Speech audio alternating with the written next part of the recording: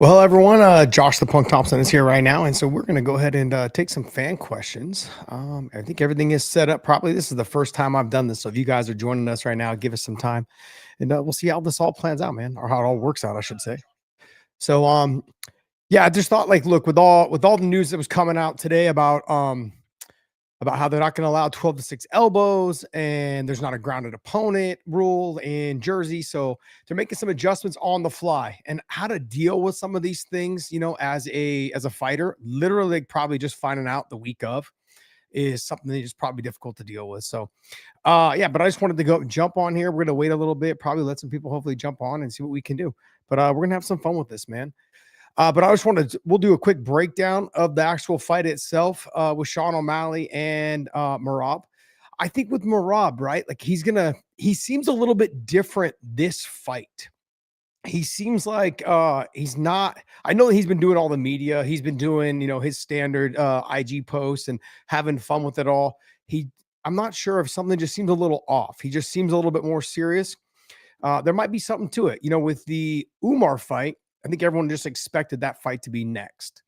And they're, they've crossed paths before several times. They've kind of been in the mix a little bit. But I think in terms of fighters that are used to being around other fighters, when you finally have to fight them, it kind of makes it a little bit more difficult to have to work with it. If you recall with Merab, he was really like kind of like adamant about not wanting to fight Umar. And then obviously the fight was scheduled, it was booked, everything was good. And he had a great performance. Umar had a good first 2 rounds, and then Merab dominated, the last 3 rounds. I would say I can't remember which round it was, either round 3 or 4. It was a very close round. But obviously it went to Merab, him controlling the title on after that. So, but I think overall, man, it was a great performance by him. Yeah, I look at Merab right now. He just seems a little bit off, a little bit different in this platform right now with this fight coming up. You would think he'd be a little bit more relaxed, a little bit more composed, based on it. Like, he's already fought Sean. He knows, he's felt Sean's speed. He's felt Sean's strength, his power. I've always felt like it's easier to fight someone you've either trained with or someone you've already fought before, because there's no surprises in that first round and a half, or 2 rounds. It's because you already have felt their speed. You already kind of gotten used to their reach and their range. Kind of what they do well. They may make some slight adjustments, some slight changes, but I think that's kind of where you're able to exploit those, because you're used to it now. You know that you don't, like, okay, if they hit me, I don't have to worry that much about getting knocked out. Or, man, I've got to be very cautious of the right hand and focus more in your camp and focus more in the fight of circling away from the right hand, whatever it is. But with Merab, with Sean dealing with Merab, he's going to have to continue to worry about the takedowns. That's Merab's whole MO. We've had this conversation, I don't know how many times on the podcast, from their first fight to leading up to this fight. And so I look at this fight right now and I think to myself, Merab seems a little bit different or off. Is there some truth behind the broken toe? I thought it was kind of like a gimmick thing. Maybe it is true. Maybe maybe that is bothering him leading up to this fight. Is there anything else that maybe potentially is honest, or is it really just come down to its fight week? We're just seeing a more serious Merab leading into this. And so that might be the case. And we're going to see how he deals with the new Sean O'Malley, the one that we have heard about, the one that's been off social media, the one that stopped smoking weed, the one that spent more time with family, the one that's more focused. He's kind of stepped away from being Sugar Sean and just being Sean O'Malley. And that could potentially be a very dangerous person. We won't know until after we get done with this fight and see what the results are. So there's a lot to be talked about, and in this situation. So I don't know. We're going to end up seeing exactly how they deal with all this. Hey guys, I just want to jump on here. For some reason on the right side of my screen here, I can't really see your guys' stuff, so I'll have to pull it up when it comes up from here. But Robbie, what is the adrenaline like pre and mid fight? Honestly, the adrenaline is more leading up to it. That's what the adrenaline is. The adrenaline is more the lead up to it all, in terms of, like, when I'm in the back getting my hands wrapped, I'm in the back getting ready to walk. that backstage staging area is very adrenaline dumping also. Is you got hyped up, you've got your workout and your warm-up in the back, and you're ready to make that walk. Let me give you guys a story, man. Like, I was walking it was actually my last fight against Patricky Pitbull. And I got to I got warmed up really well. I was breaking a sweat, and then we walked down. He walked ahead of me because he walked out first and I walked out second.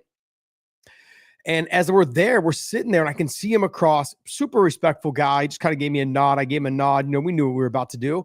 So you got a lot of respect for those kind of fighters that, they're not giving you the burr. They're focused on the fight themselves.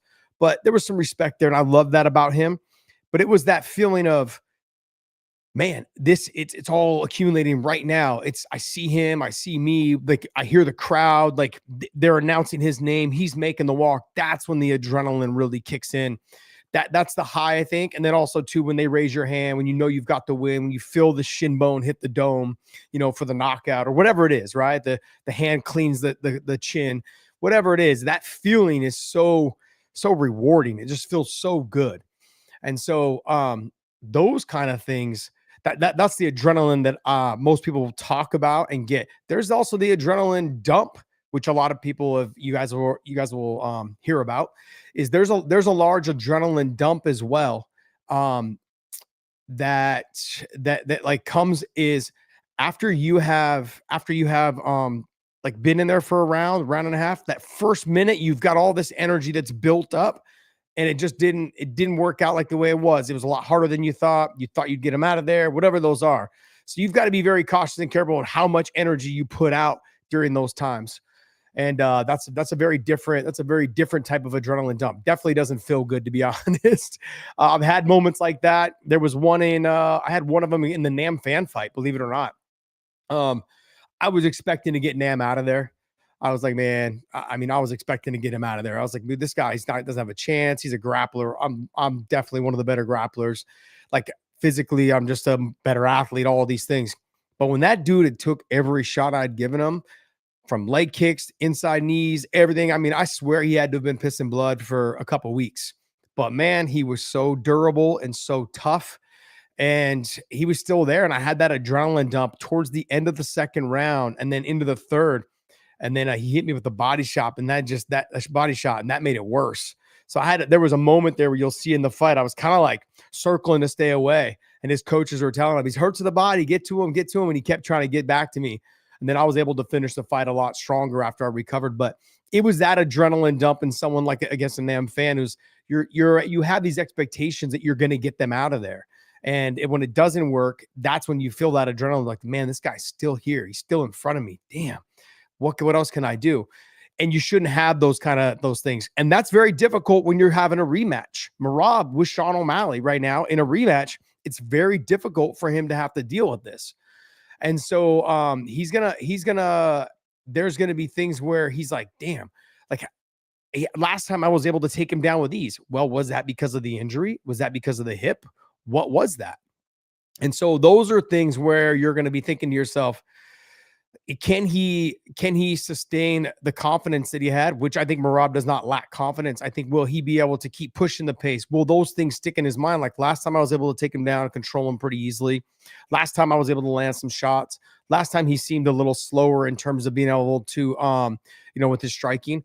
But we have, over these last couple of months, we've talked about Sean recovering from the labrum tear hip surgery. His wrestling should be a lot better. I saw not the documentary, but like the 24/7 on him, and leading up to a lot more jiu-jitsu, a lot more grappling involved. We're going to see a lot more of that because he understands that's where he's possibly going to spend a lot of his time, is maybe on his back or on the ground. And so I think those are things to take into consideration, man. Like, how will Merab handle the new Sean O'Malley? Will Sean O'Malley be able to use his speed, use the reach? If you notice in the first fight, Sean O'Malley didn't kick a whole lot. He didn't really start kicking until rounds 5 when he was able to land the push kicks. He had some kicks, but it wasn't like we had seen before. We didn't see the explosive Sean O'Malley. And I'm not taking anything away from Merab's performance whatsoever, but we're going to see if there was a difference in the last fight, or was that just that Merab created this illusion like, hey, if you kick, I'm taking you down, because that could also be true. So that can be Sean that just a little bit more timid in throwing the kicks because he was afraid the leg would get caught, the takedown would come easier, and he wanted to avoid that. That could be another reason why he didn't kick. So, but let's go ahead. MD, let's go ahead and read this. Hypothetical: Topuria sleeps Charles, Patty, and Islam. Is he the GOAT? Oh, if he sleeps all three, I mean, you're getting way ahead of yourself there, buddy. MD, I appreciate the super chat. And same thing with Robbie G. Appreciate the super chat, guys. Keep them coming. But I just want to simply say that's a lot. Like anytime fighters start talking about and fans also start talking about the future, you're almost guaranteed to jinx it. So if you're a fan of Topuria, maybe dial that back a little bit. Look, I think he's got other guys to fight. From what I understand, Justin Gaethje is the next guy in line. And if that's the case, then look, we're gonna see how that goes too. Gaethje he's got decent wrestling. We've seen him get taken down, we've seen him get controlled. Topuria can wrestle. Just because Max was able to knock out Gaethje doesn't mean that Topuria is gonna be able to do it. Now, I understand what you guys are talking about. I know you guys are already like, oh, what are you talking about?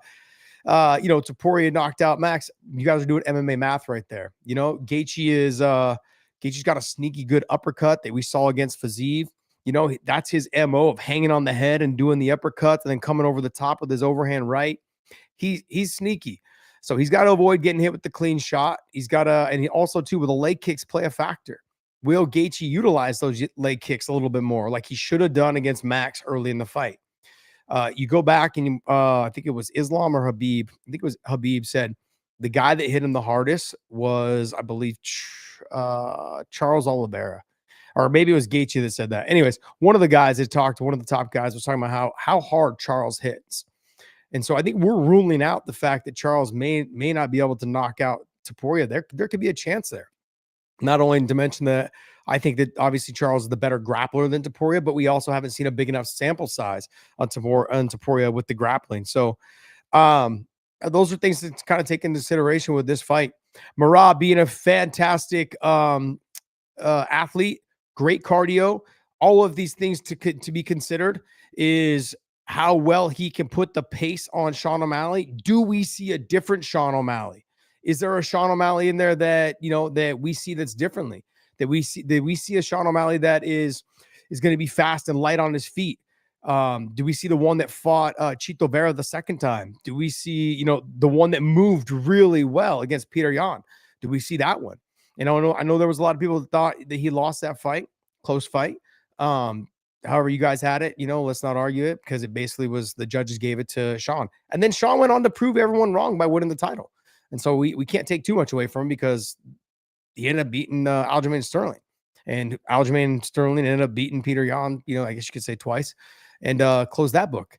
And so there's a lot to be said about those, about Sean O'Malley's ability to be elusive, to use his reach and his range. And can he do that against Merab? Like I said, the look on Merab's face at this week, watching some of his interviews, he seems a little off. He seems a little in his head, and I don't know why. I haven't heard anything. I haven't heard from camps. I haven't heard anything that would make me feel like something else is wrong. And so that kind of makes me feel, like there's something, that there's something there. So I don't know. Maybe that's something we should take in consideration. Is there something bothering him? Does he have an injury? Who knows? We're gonna find out though. And hey, if you guys have some questions, man, drop your questions down below. I'm gonna go ahead and let's go. Old man Dave says MMA math doesn't work, and then also styles make fights. Definitely, styles make fights. You can have certain fighters, right, that have trained together. You end up having a snooze fest. I mean, you go back to the John Jones and Rashad Evans fight. It wasn't a great fight. Both guys were obviously two of the best in the world at the time, but both guys were extremely athletic. Both guys had trained together. You thought they would have known each other enough to go ahead and exploit the other's weaknesses and go out there and have a great fight. Both of them also had a lot to say. And so what it came down to is I think neither one of them wanted to lose to the other person and give them the bragging rights. Whereas you take guys like myself and Gilbert Melendez, we'd trained together for a couple of years, about 2 years. And when we finally did fight, it seemed like we just got right after it. But that was also Gilbert's style of fighting, was get right in your grill from the beginning of the fight and try and break you with pressure. And so that was That fight, though, to me, like that led into our next two fights just being action packed and just great fights. I've seen a couple people posting the trilogy fights that we had and just clips from it. And I want to thank those people. You know, you have Scrap Pack was posting them. I think MMA Uncensored posted them also, or just reposted it or whatever it was. But yeah, man, some good stuff. There was a little concern, I think, today when I was watching over the Kayla Harrison and Juliana Pena weigh-ins. Like Kayla in her last fight, everyone keeps saying she didn't look great. I thought it was good for her to get the rounds in. And I'm not saying that's what she was trying to do, but I thought also too at 135 pounds, it was good for Kayla Harrison to get those rounds in with such a drastic cut. And that's always been my concern with her leading into this fight is that at 135 pounds, let's remind you that she competed, I think, at 174 in the Olympics in judo, 172, 174, somewhere in there. That's a huge difference in getting the weight down. Then when she fought in PFL, she was fighting at 155. She did a couple one-offs at 145, but never down to 135. Now, what I've seen from her leading up to this fight in terms of she is definitely a professional. She makes weight. She comes out, she fights hard. Those are two of the number one things. If you've ever listened to Big John talk about his rules, like you have three responsibilities, and that's basically to show up, make weight, and fight your ass off. You know, be professional about it. Those are the things. Give the fans their due on what they paid for, and that's kind of what Kayla has done. I thought in her first fight she looked dominant against Holly Holm. I was very skeptical whether she would be able to handle the movement of Holly Holm, and she was able to handle, Holly's ability to get up off the bottom and stop takedowns against the wall, against the fence.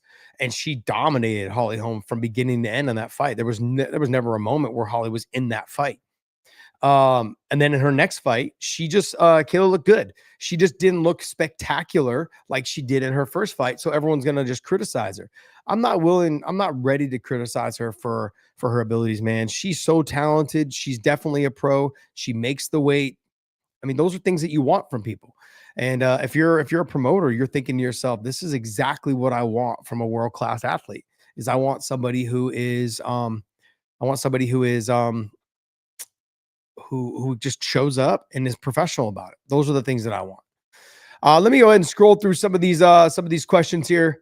And let's see here. I'm sorry, I'm trying to read these as we go. This is a one-man show today. So Merab got fiery again, like his old self when the O'Malley said, whoops, you guys are scrolling. And I said nobody will care about him when he loses. So I'm not sure if that's true.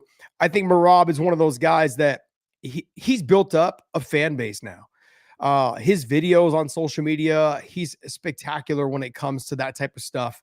You know, he's definitely somebody that when I look at, I go, damn.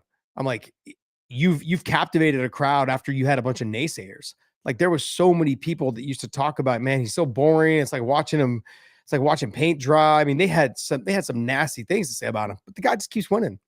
You know, and there was a lot, and I was one of them. In not saying that he was boring, just simply saying like when the whole Aljo thing was happening, he was the champ, and I'm like, what do you mean you're not going to fight him? Like, what happens if he has it for 6, 7 more fights? Which Aljo at the time seemed like he could have had it for quite a while, and I thought to myself, you could be wasting your prime. And then, I mean, obviously Aljo ends up losing to Sean, and then Merab comes in and is able to win the title, but it just said a lot about I think Merab at the time. So.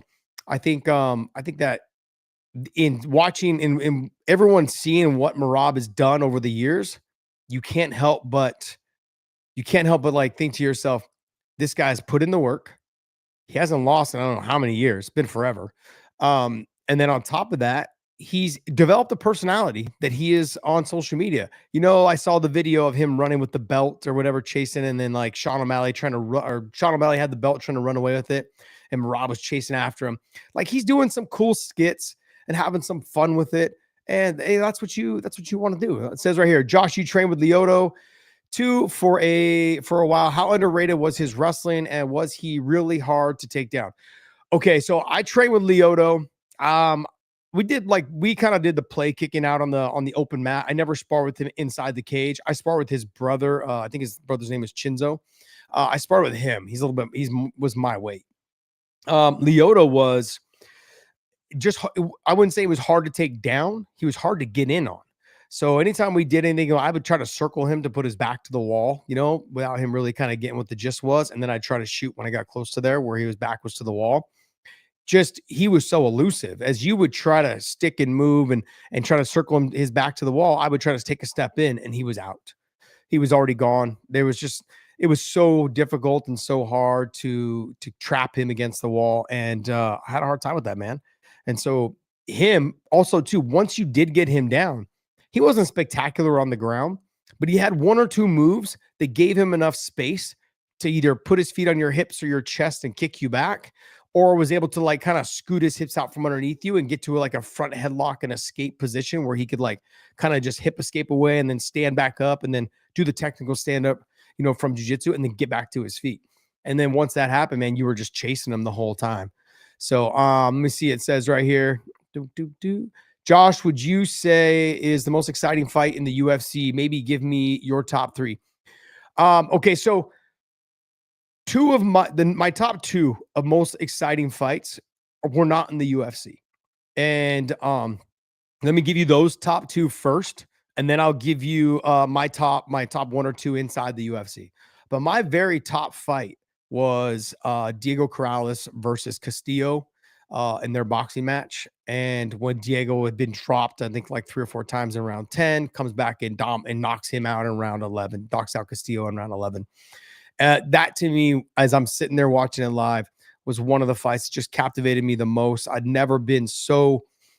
I honestly, every time I'll actually take a time out of my day and search that fight every once in a while, just to remember Diego Corrales, man. Like, just I know he's passed and he's gone, but man, that was such an amazing fight. Such an amazing fight to see what he did, the fight IQ while being rocked, taking his mouthpiece out, putting it on the ground, and getting back up, and all those things. I mean, just knowing where he was at and what he was, the situation, and then just coming back to get the knockout. I mean, talk about just a dog, like just an amazing fighter. Just absolute. If you haven't seen that fight, you guys got to look it up.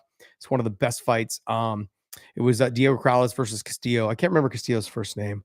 Man, I can't remember. Anyways, see, no one ever remembers the loser. So no one remembers the loser. But either way, I didn't look at both those guys didn't lose. It was just such a great fight. And then my second favorite fight was Paul Daly and Nick Diaz in Strikeforce. That to me was the best 1-round fight I've ever seen in my life.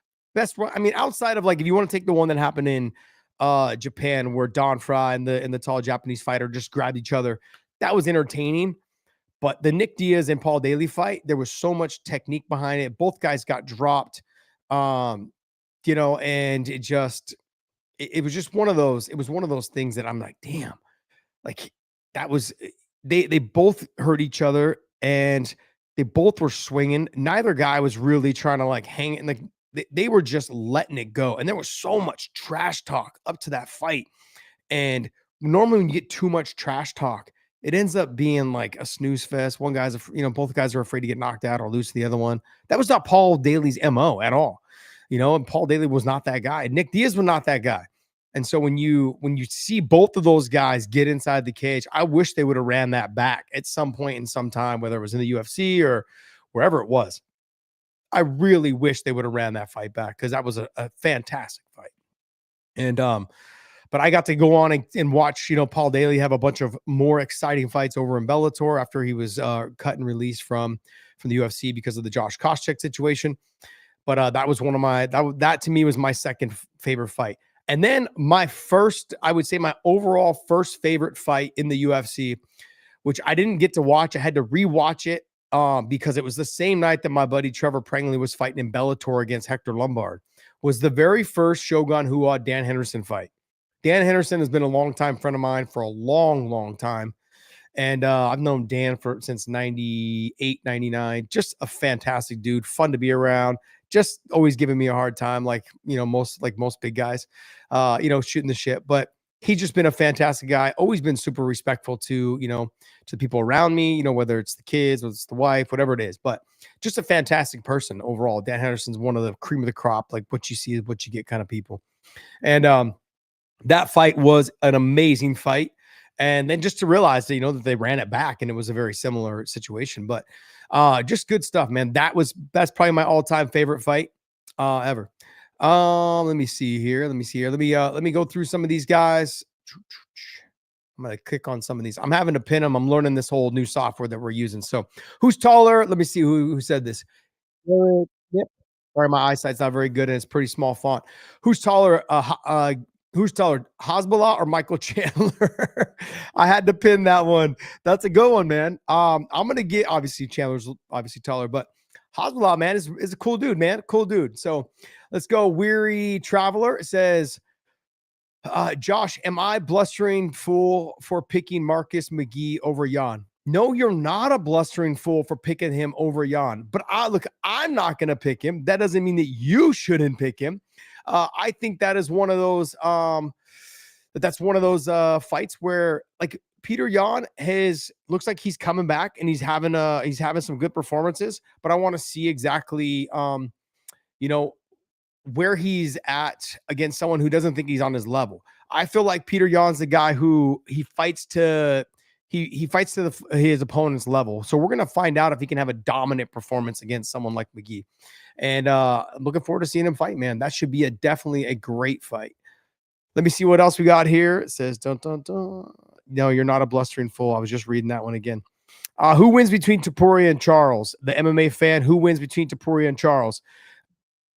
Let me just say this: that Charles Oliveira is just someone who can never be underestimated. And I use the Eddie Alvarez analogy for one reason, is because he's just that guy, man. Like he can take a shot, he can get dropped, and he finds a way to come back. You have to think about his last like 3 or 4 fights. He's been dropped in every fight and he comes back to win. I mean, his fight with Sarukian, he didn't come back to win. But you look at like his Chandler fights, came back and won. Like all of his other fights, he gets dropped and then he finds a way to come back to win. So those are things that I think people need to take a look at. Is they want to just say, because Topuria is the hot guy right now, he's the one that's on fire. He's the one that is dominating. He dominated Max, he dominated Volk, and I'll continue to say that he's spectacular. I love watching him fight. And he's had great performances against the best guys at 145 pounds.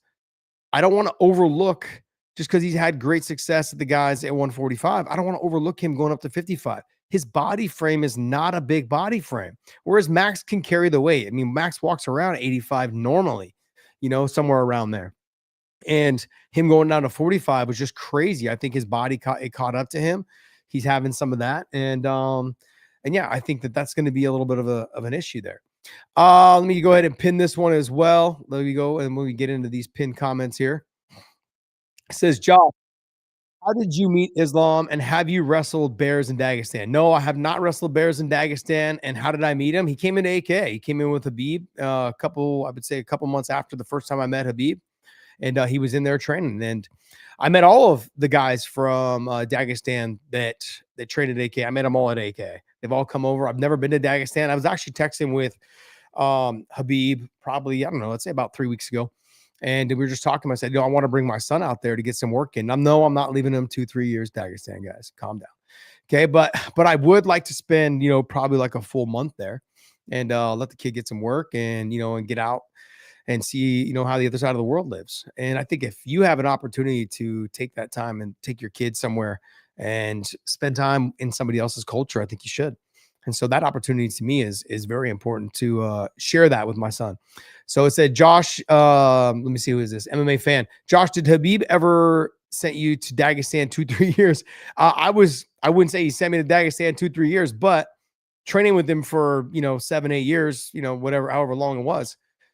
Brother, I got the Dagestani treatment, so it was no different than all the other guys that you would probably train with over in Dagestan. So it says YouTube notifications failed me. We in okay. Let me see. The best MMA podcast. Love you guys. Josh, stop reading comments. I know. You know what's funny is I am gonna probably stop reading the comments, man. It just I think I had just the experience that I had losing like my like kind of like a mom to me last week, and then I lost my grandmother a couple days later. It just kind of made me realize, I'm like, man, this is dumb. Spending some time on here. I'd like to go on the comments and and communicate with everyone and have fun with it, um, but yeah, it's just not like I've also found myself. It's very taxing and kind of toxic. And so it kind of just I've realized, like, after you're done having fun, you're like, man, you still kind of think about those comments throughout the day. You're like, damn, these people they're aggressive. They're weird. Like, it just gets after you. So I think those are things that kind of gets kind of weird to me. Keep the comments coming, man. I'm gonna go ahead and keep doing them. It says, ooh, let me take a look at this one. This is a very good one. It says right here, it says, Josh, do you think Timur Movlid will fight if Movlid wins the PFL tournament? I I do think they will fight. Um, Movlid is from Habib's team, and Timur is not from Habib's team, unless something has changed that I'm not aware of. But Timur is a very, very good fighter. Um, I don't see the two of them. I don't see the two of them. I don't see the two of them not fighting. There's a lot of money at stake, and this is money that can change their lives. So I think if you entered the tournament, that there had to have been some sort of conversation that they were going to be guaranteed to fight at the end. Not if they were to fight at the end, that they had to fight. That can be a breach of contract, and you signed knowing that the other person was in there. So yeah, that's kind of where it is. I think that's something that people need to understand. Go ahead and keep your chats coming in, man. I want to thank you guys and your questions, and let's go. Is there anything, if you guys have any questions about UFC 316, let's drop those in there too. I know you guys are all itching to ask about Habib, Islam, and Umar and all the Dagestan fighters that I train with. But ooh, I like this one. Lazy Bed, favorite toppings on a pizza. Y'all gonna kill me with this, man. I'm a Canadian bacon and pineapple guy.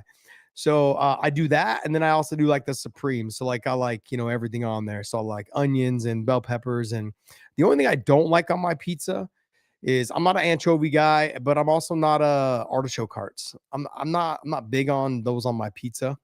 I'll do anchovies just straight up, and I'll do artichoke hearts like on my salad. I don't know. I just don't. I'm not. I don't really have a craving for them on my pizza. But yeah, those are the things in terms of toppings on the pizza. I'm a Canadian bacon and pineapple type person. So most people that like you and appreciate what you do won't ever comment. Yeah, I know. I get that, man. There's a lot of people that actually, tons of people just slid into my DMs and sent condolences, to me about my family, and I appreciate that. And that meant a lot to me, especially for strangers to take time out of their day to do that. That's important. I think we've gotten away from that in terms of just being humans. So that to me is that's something that kind of made me believe in humanity again. Who's stronger, Habib or Josh Koscheck? They're a different type of strength. Like Josh was obviously a 170 pounder, cut down from 190, 188, 192, whatever he was in shape. Josh Koscheck was a stud though, man, an absolute stud.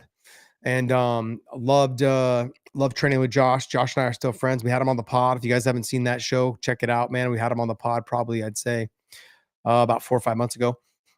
Great person, great success. He's having a lot of success over in North Carolina now, where he lives, and just good person, man, good person. So I know he portrayed something, but overall good person. In terms of strength between the two, Habib was more like he knew how to wear his weight on you. He knew how to control and position himself. Like Koscheck was just explosive strong. Like if he grabbed your leg, like you were going for a ride. With Habib, like he'd grab it and he'd hang on it and he'd make you, he'd really control you in that position. And so that was something that I think people just they didn't realize. Like Habib was just that. I think the other fighters have talked about it, how dominant he was in terms of controlling his position. So let me jump into some of these here. Let me scroll on down here.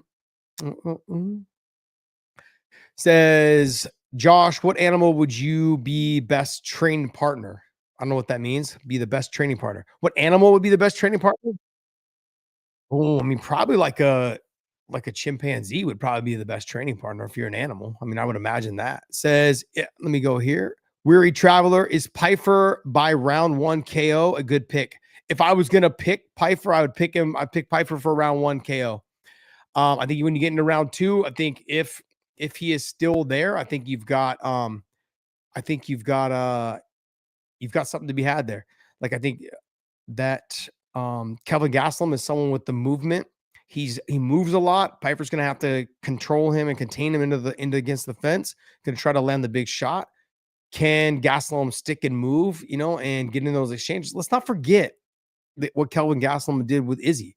I know that was a while ago, and I understand that, but there's a lot of there's a lot of there's a lot to be taken away from that fight. Like you can see that Kelvin Gastelum's a dog. Like he's somebody that will get in there and get after it quite a bit. So those are all things to take into consideration when judging who you think is going to win. But if I was going to pick someone, I'd probably pick Pfeiffer to win, like you said, in round 1 by KO. Dakota Ditcheva destroyed Talia Santos, who arguably beat Valentina Shevchenko. Do you think Dakota Ditcheva beats Valentina Shevchenko? I actually do. I think what I saw enough from her, Dakota Ditcheva, in terms of her takedown defense and the speed. I think that Valentina has slowed down a little bit. She's still extremely talented. She's still really good. I think that Dakota Ditcheva is the faster. I think she's a very clean striker. She's nasty with the elbows. She utilizes the knees a lot really well in the clinch. She, to me, I haven't seen her quite off of her back yet because people just can't seem to get her down. And so I look at that fight and I think, man, if you could make that fight happen now and as soon as possible, that would be fantastic because Dakota Ditcheva is, I don't want to say she's wasting her career in the PFL, but she has the opportunity to become, the UFC heavy or the UFC champ over there over Valentina Shevchenko. And she's so young that they can build her for years to come. Whereas Valentina, I don't want to say she's on the way out, but she is older than Dakota. And Dakota is someone you can build. She's got a personality. She's super exciting to watch fight. She's very likable, in terms of her personality. She comes from a family of fighters. Her mother was like a judo player, I believe, or a kickboxer, I think. One of the two. Like her mother was a fantastic athlete and a combat sports athlete at that. So that's a big deal, man. That's a huge deal when you're talking about can Dakota beat Valentina? Yeah. Let's go ahead and talk. Let's break down the Kelvin Gastelum and Joe Pyfer fight. If you guys have questions, go ahead and pop them in there. But let's go ahead and do that. Kelvin Gastelum is somebody that, we just talked about in terms of the Roberto Duran, is what Big John calls him. For me, I look at him and I think to myself, you can utilize your speed. If you can utilize your reach or not your reach, but your speed, your ability to be elusive in and out, mix in a little bit of wrestling. I'm not saying you need to get the takedown. I'm saying that you need to keep Pyfer's loyal to his hands being up by his face. If you can do that, I think that you can have some success. He's just got to avoid the big shot in the beginning of the fight. That's really what it comes down to. He's got to avoid the big shot as the fight in the first round of the fight, maybe in the first round and a half of the fight. That'll be good. And let's go ahead and move right on. Patchy Mix and Mauro Batista. I brought this up the other day, and I've been able to text back and forth a little bit with Patchy Mix. He feels good. He's camps went, I know he said people are concerned that he didn't have a long camp and blah, blah, blah, this and that, and whatever it was. But I mean, honestly, a guy like him is constantly training. His life right now is fighting, and his girlfriend's life is fighting, and they have goals. Their goals is to become UFC champion. And when you sign a contract, you leave one promotion and you go to another promotion, it really just comes down to what is your goal when the UFC signs you? And the UFC will ask you, what is your goal when you come here? And his goal is to be the UFC champion. His goal is to be considered the number 1 bantamweight in the world. And it's going to be hard for me to argue that he's not. And the reason why I give this argument is Merab right now, if he stays the champion, Patchy Mix is tailor-made to beat him. And that's only because Merab is known for the grappling and the jiu-jitsu and the control and the wrestling position. But getting finishes is not what he's known for, whether it's knockouts, whether it's, submissions. But Patchy Mix is known for his submission game, across the board. And I consider him to be the best grappler in the sport of MMA. And I've said this doesn't mean that there's not better grapplers in the sport of MMA. What it means is he is the best MMA grappler that can actually take shots, give shots while hitting his transitions in jiu-jitsu, in the grappling area. So I think that's kind of where I'm at on with Patchy Mix. I believe that he is somebody that he has all the potential to be the champion. He is extremely like big for like tall for the weight. He's 5'11", somewhere around there. He's like a Corey Sandhagen. And those guys have a tendency to have success. Whether it's Corey, whether it's Sean O'Malley, whether it's Anderson Silva at 185, whether it was GSP at 170 for a while, because he was considered the taller and longer, lankier guy. John Jones at 205, Chuck Liddell at 205. These were taller, longer athletes that they were having success because of their reach, their range, their ability to land the shots from far away, keep you away, keep you at bay. Um, with their long range striking. With Patchy Mix, it makes it more difficult to stay away from him because if you get in, you have to slide in to hit him. That means that he puts you in arm's length to wrap you up and try and either take you down or jump guillotine. If you put your head low enough, he will literally just wrap your neck and take it with him. So I don't know, man. There's a lot to be said, I think, about this. Batista, his style is, his stand-up is not great, but it's not bad. That's the thing. His stand-up it's not bad. But is it enough? Is his stand-up good enough to keep himself out of range of Patchy Mix? Because Juan Archuleta's got good stand-up and good wrestling. He wrestled at Purdue. Rafael Stotts, Division II national champ, good wrestling, good striking. Came out of Duke Rufus's spot with Sergio Pettis and Anthony Pettis. Those guys got knocked out. I mean, those are things that I think that people are like, man, outside of Patchy Mix getting clipped or caught, with an overhand right or something along those lines, I don't see how this fight, I don't see how Patchy loses. And it doesn't mean it can't happen. But I also look at him like, man, he's a problem. He's a problem for a lot of those guys in this weight class. And the fact that he's trained with Umar and he's trained with Merab, and it's not like he's just trained one time. He's trained with them a lot. Not Umar. He hasn't trained with Umar as much, but they have trained together. I've talked to Umar about it, and I've talked to Apache about it. But with Merab, he's been training with Merab for a long time. He's been training with Mads Burnell for a long time. Like, those guys were 35, 45, 55, Merab being 35. But, Mads Burnell's been 35. He's been 45, and now he's at 55. I mean, these guys are studs, man, good studs. And he's fought Magomedov, who's beat Peter Yan. So I know we're doing MMA math when I'm trying to compare these guys, but it just simply put, it's just there's guys in there that he's trained with that he knows that he can beat. So you can't take that away from him. Weary Traveler, Patchy Mix is going to school Batista. I guarantee it. I mean, look, I'm not going to say he's going to school him because there's a lot of, one of the very first questions that we got, I believe, was from Bobby. And Bobby asked me, he goes, hey, like, what are the nerves like? Well, when you're walking in a new promotion, there's a lot more nerves. So going back to the UFC and my Nate Diaz fight, there was a lot of nerves. Cause I mean, like, I was like, man, like everyone, I've been here before. Sure, it wasn't as bad as I thought it was going to be honest, but there was still a lot of nerves. There was a lot of expectation, like, oh, you're making a cut, you're here, you're that. You've been here before. But all that being said, there's nerves walking in a new promotion. I've walked into Bellator, I've walked into Pride, I've walked into Dream, new promotions every single time. And there's definitely nerves because nothing feels like home. It's all new to you. The people are new. Everything's new. So yeah, it's one of those things. I think that Patchy's gonna have a lot of emotions going on that night.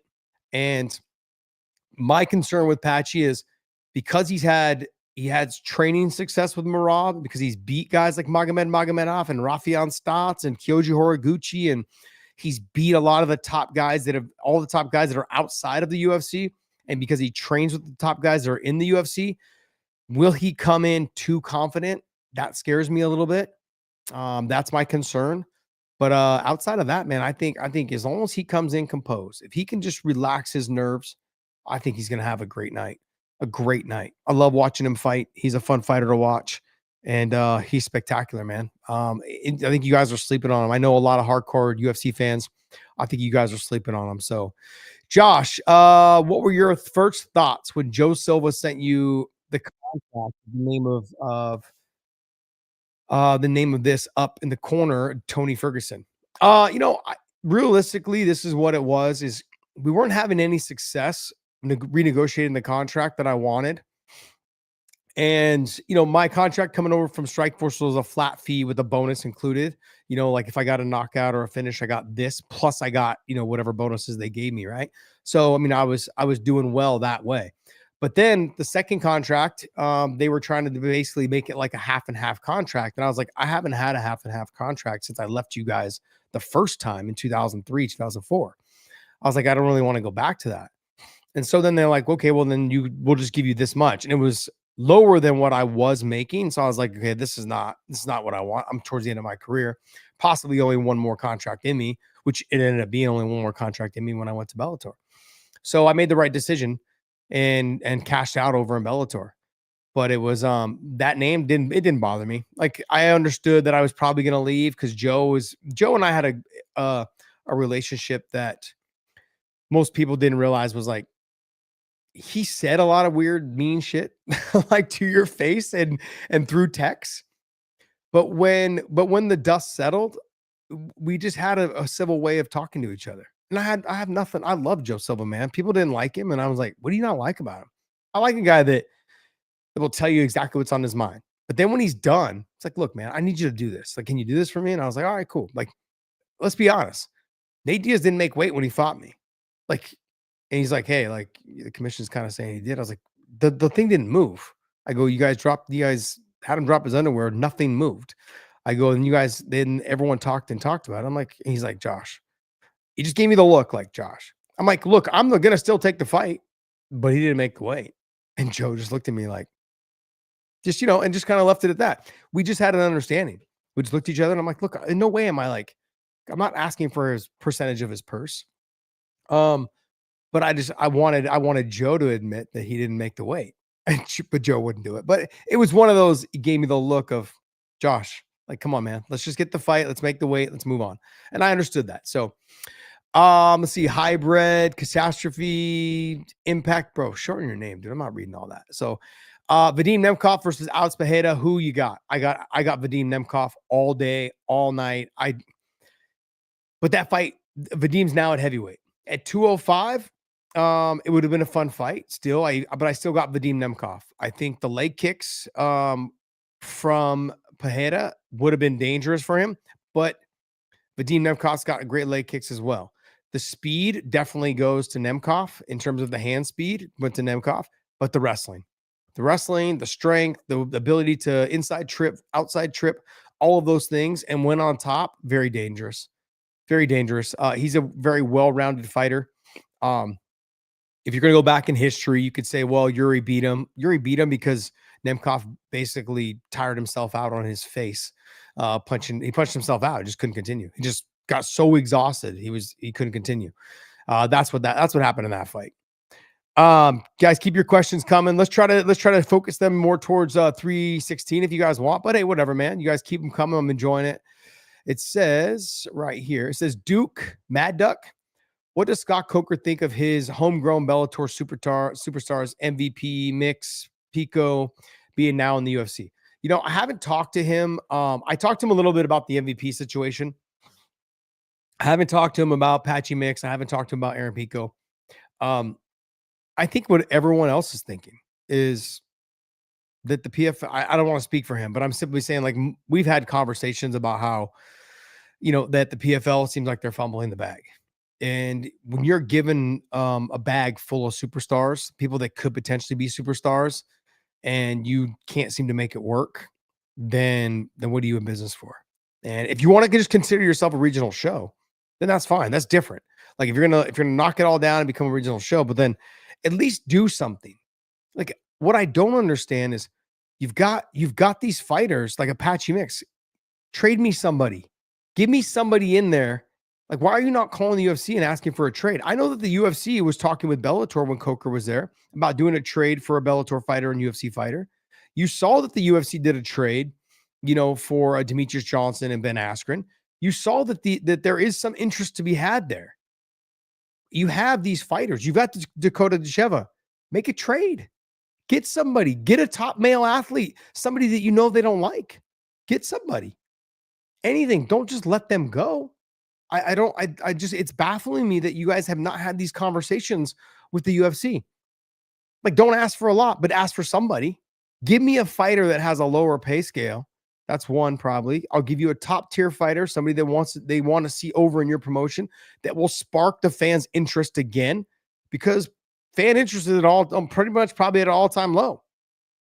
I mean, that's all. Like when I click on the internet now, all I see is people talking about how the fan interest is so low. It's been hard to get motivated. I'm motivated for this pay-per-view. I know a lot of people are not. It's a rematch. And Sean doesn't deserve it. Guys, Sean O'Malley, if it is true, which I believe it is, that's just why the UFC gave him the rematch, was that he walked into the last fight, and the UFC knew he walked in the last fight with a hip problem. They said, we'll do you a solid. We'll give you the rematch once you get the surgery, and if you're back training and you're ready to go. The UFC has been known to do that, especially with fighters that they like. And they like Sean O'Malley because Sean O'Malley is a star. They don't just pop up out of nowhere. They're so hard to create. And when you got someone like a Sean O'Malley, you've got to utilize him as much as you possibly can. And so they're doing a good job. But I don't understand with the PFL. How are you not getting somebody for like a Patchy Mix? Everyone was clamoring to see Patchy Mix in the UFC. Call them up and say, hey, let me take a look at this rankings here. I'm just being a total off the cuff, and at 135 pounds, I'm going to give you our champion at 135 pounds. Can you give me somebody that is somebody that I can utilize for a couple of years? Can you give me somebody? Like, if I'm going off of here, give me a Marlon Vera. Give me a Chito. Chito Vera is, and I'm not saying that the UFC should trade him. I'm simply saying, like, if I'm the PFL and I've got Patchy Mix, and I know that Chito is a fun fighter, like he's someone that will either knock you out or chase you around and try and knock you out. Those are the guys that I want. Like, I need somebody to help throw into that mix. And then also, too, I need somebody that has had success, maybe wasn't champion before, but has had success up there. And I can say, hey, look at my guys either beat him or my guys lost to him, so we've got to make some changes. Like, it gives you a guidance point on where your guys are really at in terms of the rankings. Now you can go to the media and be like, look, my guys, they beat all these guys, or they beat the guys that we brought over from the UFC.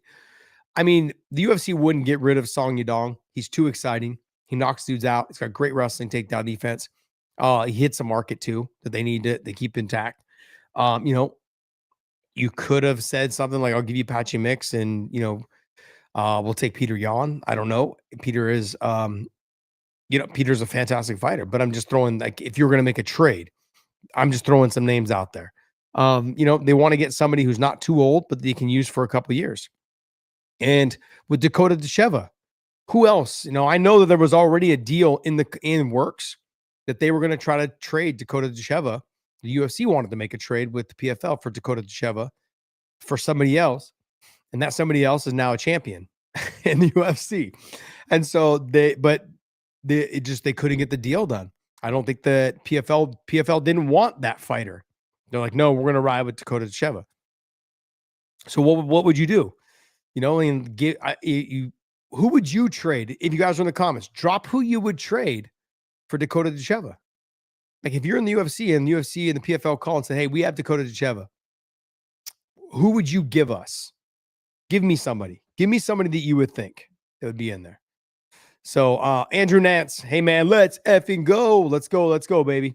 I'm gonna go ahead and read some more of these comments here. It says, hey Josh, how does Islam match up with the bigger 170 pounders like Ian Gary and Shavkat? He's got his hands full with JDM. People are looking past JDM. I am not. I'm the person that actually reached out to Habib, just be like, hey man, congratulations on the win, and catching up a little bit. And he said, brother, what do you think of, Islam fighting JDM? I said, I think it's a fantastic fight. He doesn't have a choice in terms of you don't want to go up and fight the number one contender. You want to fight for the title. You've been the most dominant champion at lightweight. You've had the most title defenses, and you come from a great camp. The marketability is there. Can you beat the Aussie? And that's where you got to find out. Can you beat the Australian guy and continue this rivalry from Australia to Dagestan, that kind of rivalry? And it just makes sense. it makes sense for him to go up there and fight for the title. How do I think he'll do? I think I think he'll have a harder time. He'll have a harder time with JDM. He'll have an even harder time with Ian Gary because of the speed and the movement. He'd just be uh like Rocky chasing the kitchen or the chicken. That's what it'll be like. Shavkat to me will not be as difficult of a fight. And that's not a knock on Shavkat. What it is to me is that Shavkat is a very straightforward fighter. He will engage and fight. Ian Gary will not engage really and fight. He's going to stand on the outside until he lands a clean shot, and then he'll try to get after you. That's going to give Islam some problems. Islam's going to have a hard time with the speed of Ian Gary. Speed kills, man. Doesn't matter what weight class you're in. It's hard to deal with guys that are fast. JDM is not a fast guy, but JDM to me showed me so much in his ability to stop takedowns, get up from the takedowns, and evolve as a fighter from his Gilbert Burns fight to the Bilal fight. He's a fantastic fighter.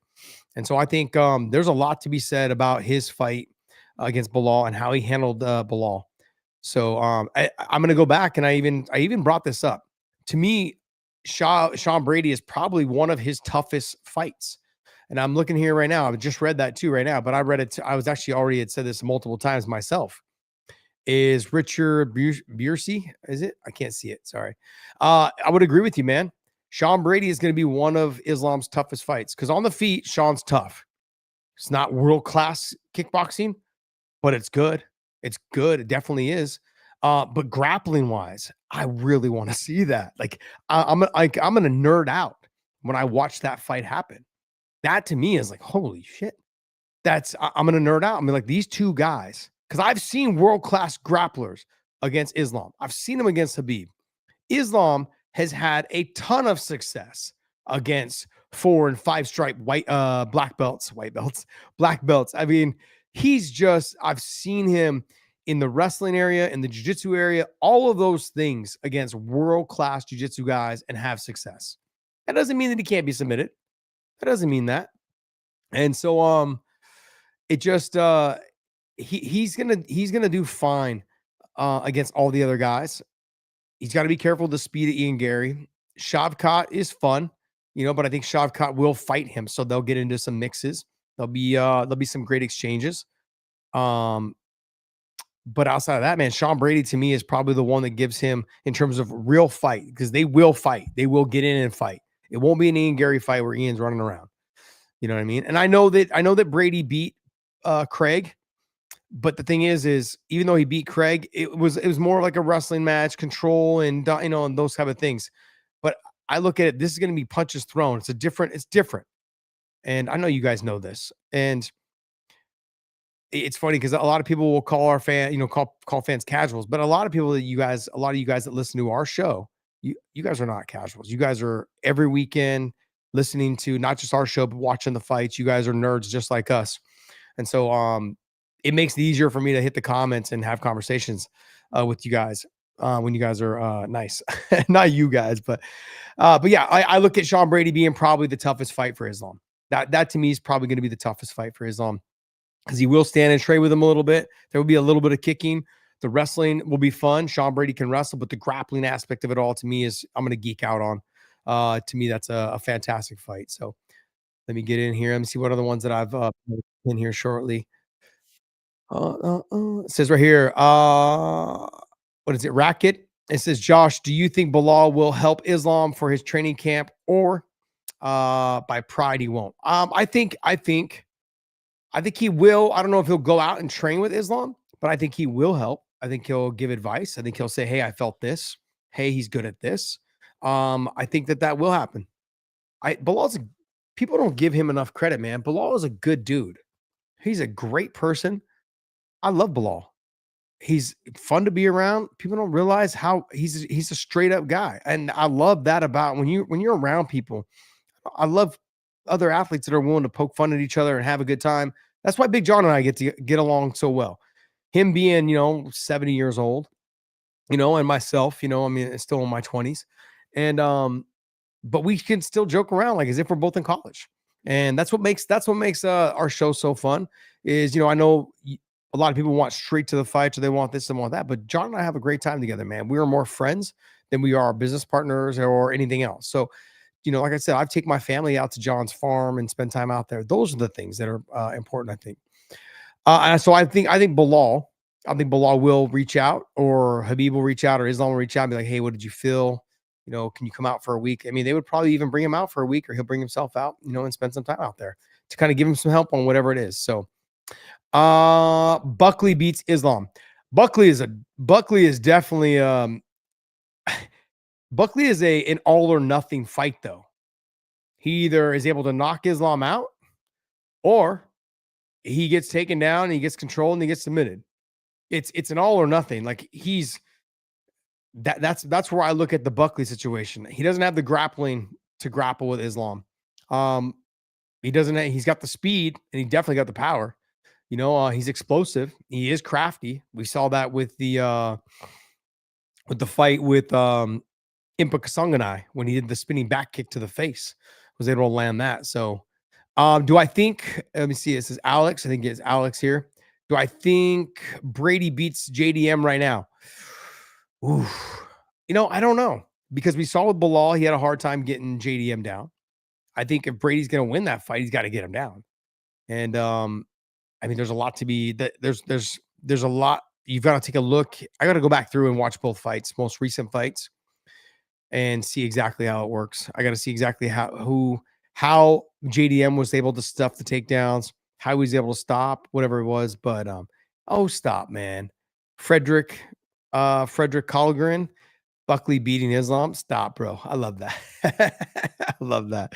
But yeah, let me go ahead and get to some of these super chat. Bobby G, Prime Big John versus Prime Mike Beltran. I'm gonna go with Prime. Sorry, no disrespect to my boy Beltran. I'm gonna go Prime Big John. Prime Big John was just huge. But you got to remember, man, he was training early with Hickson and Hoyce and the whole Gracie family and all that stuff. So he had a little bit more knowledge than most at the time he was in his prime. So, yeah, you know what I mean? So that to me is one of those things. Yeah, Buckley does have some wrestling, you guys. You guys are not giving enough credit. Can Islam, let me keep going back through some of these things.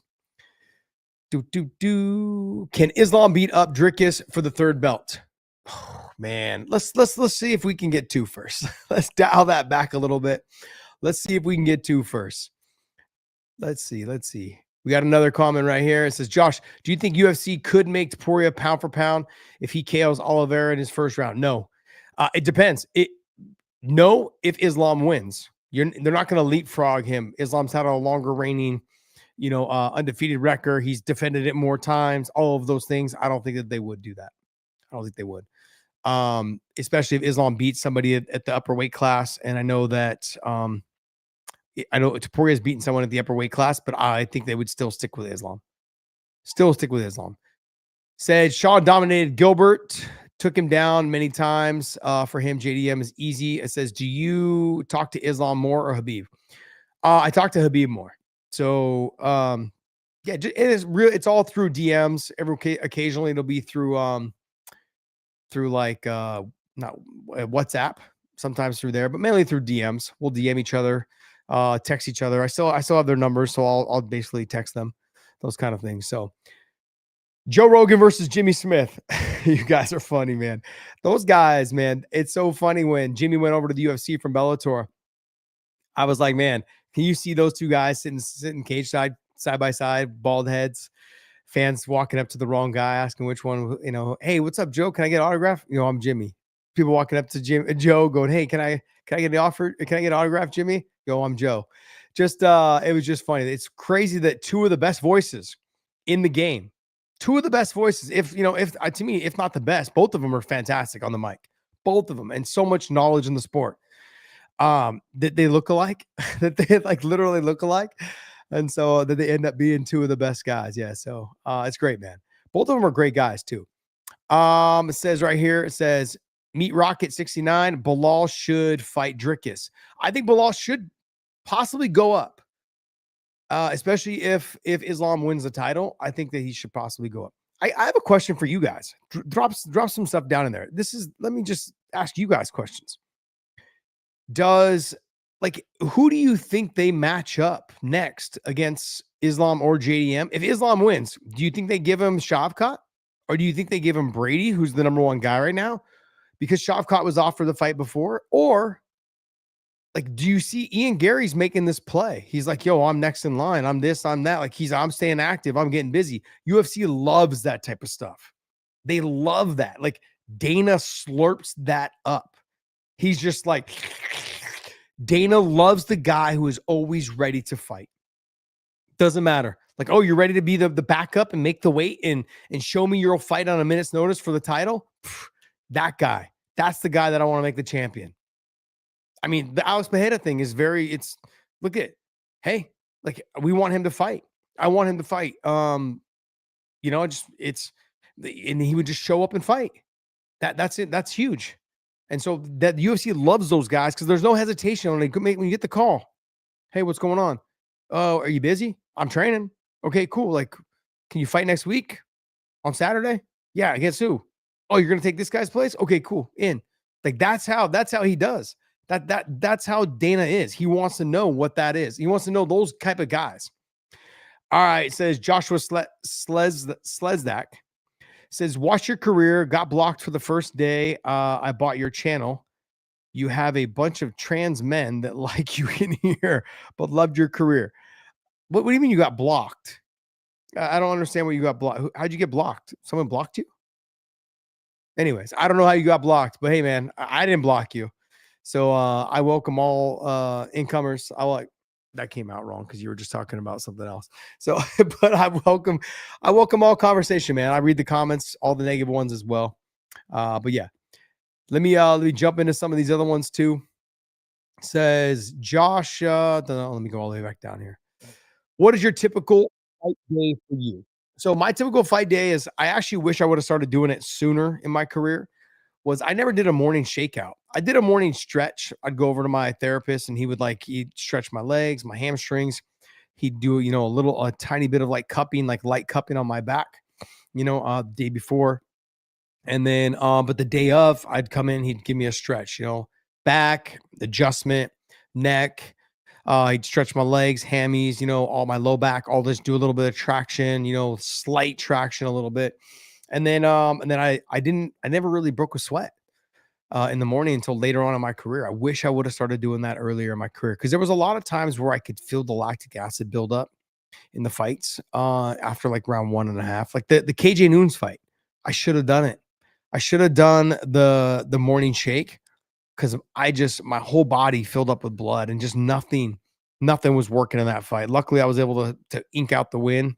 You know what I mean? But it was just one of those fights, man. Everything felt so heavy. I felt just so depleted. It was such a crap shoot, man. I didn't like that, but I wish I would have started doing that. Then after that, I get that morning food and then, just kind of lay around all day, man. You really don't do anything. Fight day is probably the most boring part of everything because you're fighting that night. You don't want to read too much because your brain functions moving. Like you really just want to sleep. You want to rest. You want to lay down, a couple little walks to kind of keep the body moving. I'd get up and walk, down to the corner at my house, walk on back, all those things. Like those are things that I would do. Just have fun with it. But that they just realized that I had conversations in my head all day about the fight. I saw multiple ways on how the outcome would come. It didn't matter what it was. I saw it. And so I saw myself losing. I saw myself winning. Not every fighter is like, hey, I see myself losing. The reason why I saw myself losing was because I wanted to see how I lost. I would visualize like, man, if I lost this way, like if I could see myself losing, it would be probably by this. So what do I keep that fresh in your mind? And I'll give you an example, man. The Nate Diaz fight. I saw if he did beat me, it wasn't going to be by knockout. It was going to be by a guillotine. It was going to be by some sort of front, like guillotine or darce or something along those lines because of his long limbs. That was the only way I saw him beating me. That was it. And man, it's like that all day. I just prepared myself. Say, hey, keep your head in his chest or under his chin. Just make him stretch. stand him upright, make sure you can't push your head down and, get to a guillotine position, all those things. If you go back and watch the fight, anytime we were in the clinch against the fence, man, I was putting my head underneath his chin and I was just elbowing him and then making space, elbow, coming back, putting my head under his chin, making it uncomfortable for him. So that's definitely what I was doing. And those are things when people talk about, oh, I don't visualize myself losing. No, I visualize like how I could lose. So I tell myself not to make those mistakes all day. I tell myself, just keep it calm. Like, don't make these mistakes. There's no reason to make these mistakes. Like you're the better fighter, So I've heard people say that Islam and Bilal would fight or wouldn't fight if Islam is the champ and Bilal gets 1 or 2 wins. What happens? I don't think that they'll fight. That's just my belief. I think that both they're managed by the same guys. Two is they train together. Habib takes, and so does Islam. They take loyalty to another level, more so than anyone I've ever been around. And I think a lot of people should admire that from them. So yeah, it's just definitely I don't think they would fight. If you couldn't do the podcast with Big John, what would you choose to do with? If I could do it with somebody else, oh, man, to be honest, if I couldn't do it with Big John, to be honest, Brian Stan, Brian Stan. I like Brian, man. And we haven't had a lot of conversations, we've known each other over the years, him and Alan Juban. Like Alan's or Juban's, he's such a great guy, man. Like I just to me, that'd be a perfect matchup. I think conversation would be great. I think but the Brian Stan thing to me is I have so many questions, like kind of nerd out a little bit with him because for someone to walk away and have the success he's had after he's walked away from the sport, what it was like for him to walk away, what it was like, walking into a job where you're really having to to work instead of going to a gym. Those are all things that I tell people all the time, like, what do you do? I'm like, it's pretty much I'm semi-retired. Like, I do the podcast and I've owned a couple of businesses and I own some properties. So I'm like a property manager slash like an investor in some companies. But yeah, man. I mean, those are things, I'd pick Alan Juban because a lot of people say we look alike. Maybe from far. I think he's a way better looking dude than me. But yeah, man, I think that would be a fun conversation, and he's always fun to talk to. We were always DMing each other back and forth about the kids, about life, and this and that. So he's a cool guy. I already do a podcast. If you guys haven't seen it, I already do one with Rich Chow, Hamza, Mister, with Mir, Hamza Mir. I already do one with Rich called the Dad Dojo, and you guys can subscribe to that also if you guys want. We talk about being dads. We talk about raising your kids, how to raise them, and just give you input on what we think works for us. And if you guys like that, you guys have kids, check it out. We also talk about other things too. Just, being men in general. So check that out. Let me go ahead and hit some more of these. And I've pinned a couple down here below. Josh, how do you rate Arnold Allen? I feel he's very talented, underrated. Inactivity maybe, but his fight with Max aged beautifully. And technically he beat Evlov. So was kind of unlucky. I'd have to go back and watch the Evlov fight because I know he didn't beat Evlov. That's what you're saying, but you're thinking he did win.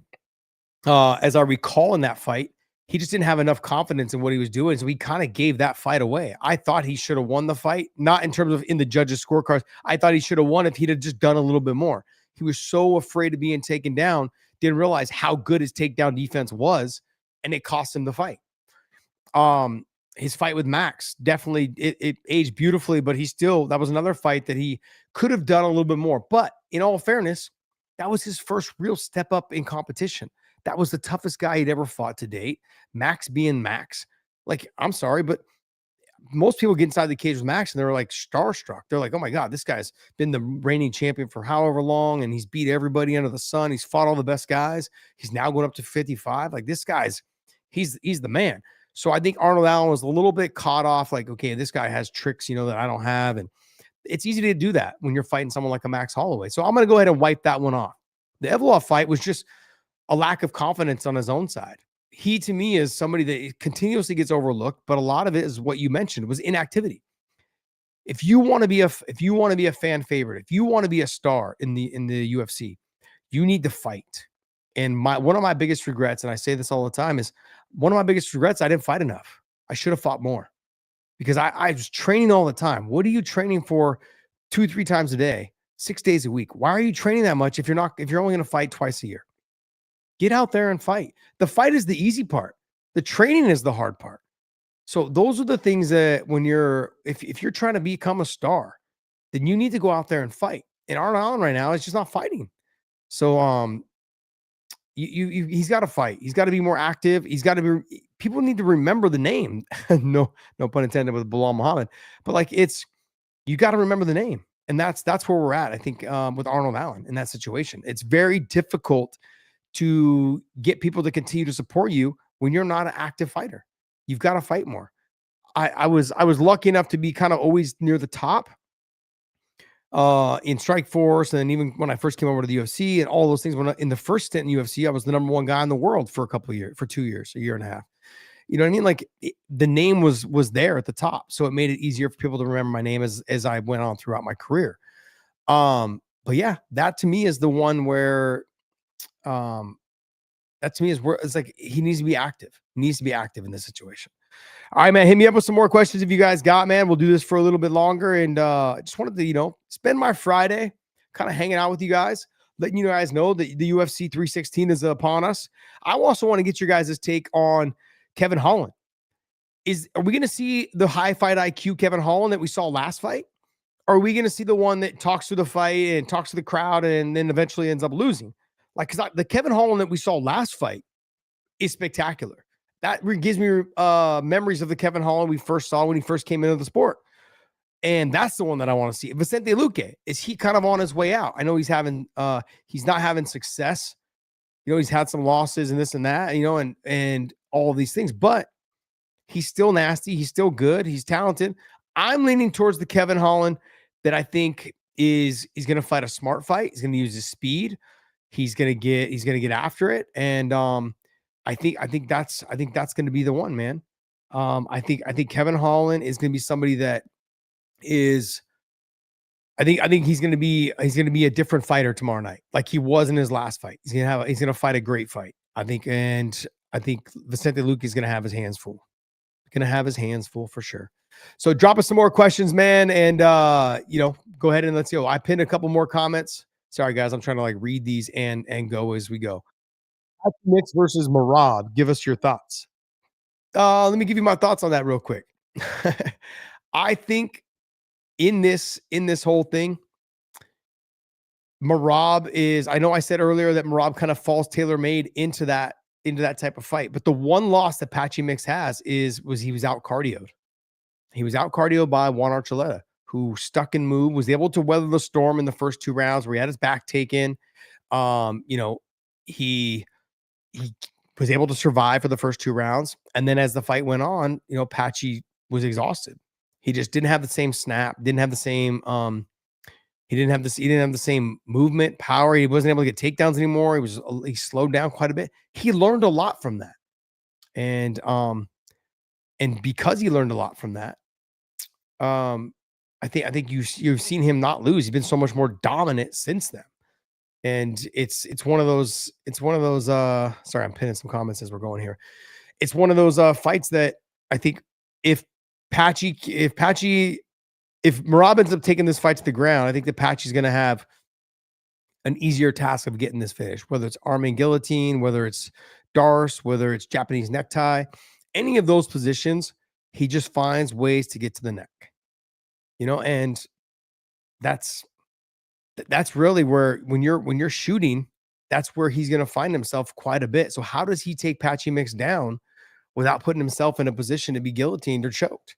And what you don't want is you don't want Patchy on your back either. So in any type of scramble with guys with long limbs like that, it's going to be very dangerous. Now, I'm going to play the flip side, play devil's advocate. I think that Merab, if he can come in, land his strikes and get out, like if he fights him very similar to how he fought Umar towards the rounds 3, 4, and 5, I think that he may have success. It'll be a dangerous fight because no matter what happens in no matter what happens in practice between Patchy and Merab, it doesn't mean anything. It's practice. We're not talking about practice, man. We're talking about when you get inside that cage and the cage door locks, the bright lights are on, and you got 15, 20,000 people in there, shit changes. Whatever happened in the gym, that shit don't mean nothing. It don't mean anything. So, yeah. Let's go ahead and take a look at some of these. I pinned a couple more as we're down here. So, dun dun dun. Oh, I like this lazy bed. Try Element today with the link in the episode description. You guys purchase the Element. Look, if you guys please pick up some Element, that's great. Look, I love their new lemonade salt. You guys can see lemonade salt. Great product, man. They make these Yetis here. These are awesome. Then also too, I like the watermelon, so I poured some watermelon in there just in case. But yeah, this is awesome, man. I love their product, especially as it's getting hot wherever you guys live. Right now, we're in Texas. It's really hot. So we're in that like 102 kind of era. Today's actually not too bad, but yesterday was a little bit more muggy and stuff. But yeah, we're having some fun. Vadim Nemkov versus Francis Ngannou. Who wins? That is Hamza Mir. Man, who wins? Who wins? Who wins? That's a tough fight. That's really the fight to make. That's the fight to make right now. That's the one that we need to make sure gets done, because now that Vadim has gone up to heavyweight, I think that that's the only fight really to make it heavyweight there. I can't imagine, like, why would you have him fight anybody else? Vadim coming up, vacates his title at 205, comes up to heavyweight, and fights Francis Ngannou. It doesn't make sense why you're not doing that fight. I mean, is it too expensive? You got to remember, anyone that fights Francis, they have to make $2 million. So if I'm Vadim, I'm like, yo, I want that fight. Let me get that fight. So I don't know why they're not making that fight, but that to me is the fight to make.